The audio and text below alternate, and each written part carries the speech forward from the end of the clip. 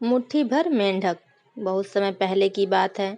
किसी गांव में मोहन नाम का एक किसान रहता था। वह बड़ा मेहनती और ईमानदार था। अपने अच्छे व्यवहार के कारण दूर दूर तक उसे लोग जानते थे और उसकी प्रशंसा करते थे।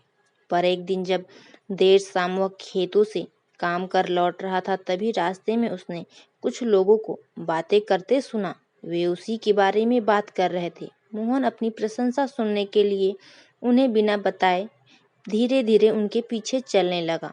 पर उसने उनकी बात सुनी तो पाया कि वे उसकी बुराई कर रहे थे। कोई कह रहा था कि मोहन घमंडी है, तो कोई कह रहा था कि सब जानते हैं वो अच्छा होने का दिखावा करता है। मोहन ने इससे पहले सिर्फ अपनी प्रशंसा सुनी थी, पर इस घटना का उसके दिमाग पर बहुत बुरा असर पड़ा और अब वह जब भी कुछ लोगों को बातें करते देखता तो उसे लगता वे उसकी बुराई ही कर रहे हैं। यहाँ तक कि अगर कोई उसकी तारीफ करता तो भी उसे लगता कि उसका मजाक उड़ाया जा रहा है। धीरे धीरे सभी ये महसूस करने लगे कि मोहन बदल गया है और उसकी पत्नी भी अपने पति के व्यवहार में आए बदलाव से दुखी रहने लगी। और एक दिन उसने पूछा, आजकल आप इतने परेशान क्यों रहती हैं? कृपया मुझे इसका कारण बताइए। मोहन ने उदास होते हुए उस दिन की बात बता दी। पत्नी को भी समझ नहीं आया कि क्या किया जाए, पर तब तभी उसे ध्यान आया कि पास के ही गांव में एक सिद्ध महात्मा आए हुए हैं। और वो बोली, स्वामी, मुझे पता चला है कि पड़ोस के गांव में एक पहुंचे हुए संत आए हैं। चलिए हम उनसे कोई समाधान पूछते हैं। अगले दिन वे महात्मा जी के शिविर में पहुंचे। मोहन ने सारी घटना बताई और बोला, महाराज, उस दिन के बाद ये सभी मेरी बुराई और झूठी प्रशंसा करते हैं। कृपया मुझे बताइए कि मैं वापस अपनी साख कैसे बना सकता हूँ। महात्मा मोहन की समस्या समझ चुके थे। पुत्र, तुम अपनी पत्नी को घर छोड़ आओ और आज रात मेरे शिविर में ठहरो। महात्मा कुछ सोचते हुए बोले। मोहन ने ऐसा ही किया, पर जब रात में सोने का समय हुआ तो अचानक ही मेढकों की टर टर की आवाज आने लगी।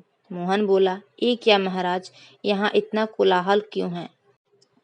पुत्र, पीछे एक तालाब है। रात के वक्त उसमें मौजूद मेढक अपना राग आलापते रहते हैं, पर ऐसे में तो कोई यहाँ सो नहीं सकता। मोहन ने चिंता जताई। हाँ बेटा, पर तुम ही बताओ हम क्या कर सकते हैं। हो सके तो तुम हमारी मदद करो, महात्मा जी बोले। मोहन बोला, ठीक है महाराज, इतना शोर सुन के लगता है इन मेढकों की संख्या हजारों में होगी। मैं कल ही गांव से 50-60 मजदूरों को लेकर आता हूँ और इन्हें पकड़कर दूर नदी में छोड़ आता हूँ। और अगले दिन सुबह मोहन मजदूरों के साथ वहां पहुंचा। महाराज जी भी वहीं खड़े सब कुछ देख रहे थे। तालाब ज्यादा बड़ा नहीं था। 8-10 मजदूरों ने चारों ओर से जाल डाला और मेढकों को पकड़ने लगे। थोड़ी देर की ही मेहनत में सारे मेढक पकड़ लिए गए। जब मोहन ने देखा कि कुल मिलाकर 50-60 ही मेढक पकड़े गए हैं, तब उसने महात्मा जी से पूछा, महाराज, कल रात तो इसमें हजारों मेढक थे, भला आज वे सब कहाँ चले गए? यहाँ तो बस मुट्ठी भर मेढक ही बचे हैं। महात्मा जी गंभीर होते हुए बोले, कोई मेढक कहीं नहीं गया। तुमने कल इन्हीं मेढकों की आवाज सुनी थी। ये मुट्ठी भर मेढक ही इतना शोर कर रहे थे कि तुम्हें लगा हजारों मेढक टर टर कर रहे हों।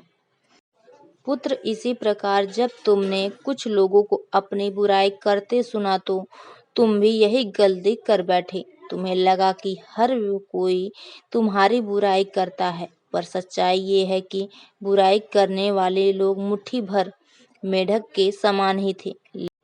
इसलिए अगली बार किसी को अपनी बुराई करते सुनना तो इतना याद रखना कि हो सकता है ये कुछ ही लोग हों जो ऐसा कर रहे हों।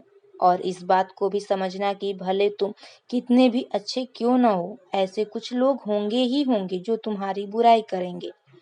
अब मोहन को अपनी गलती का एहसास हो चुका था। वह पुनः पुराना वाला मोहन बन चुका था। फ्रेंड्स, मोहन की तरह हमें भी कुछ लोगों के व्यवहार को हर किसी का व्यवहार नहीं समझ लेना चाहिए और पॉजिटिव फ्रेम ऑफ माइंड से अपनी ज़िंदगी जीनी चाहिए। हम कुछ भी कर लें, पर लाइफ में कभी ना कभी ऐसी समस्या आ ही जाती है जो रात के अंधेरे में ऐसी लगती है मानो हजारों मेंढक कान में टर टर कर रहे हैं।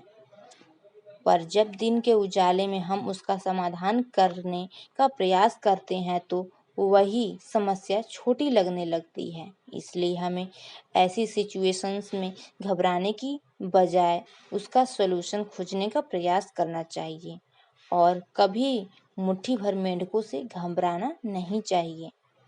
आपको ये कहानी कैसी लगी हमें कमेंट करके ज़रूर बताएं। अगर आप हमारे चैनल पर नए हैं तो लाइक एंड सब्सक्राइब करना ना भूलें। Thanks for watching.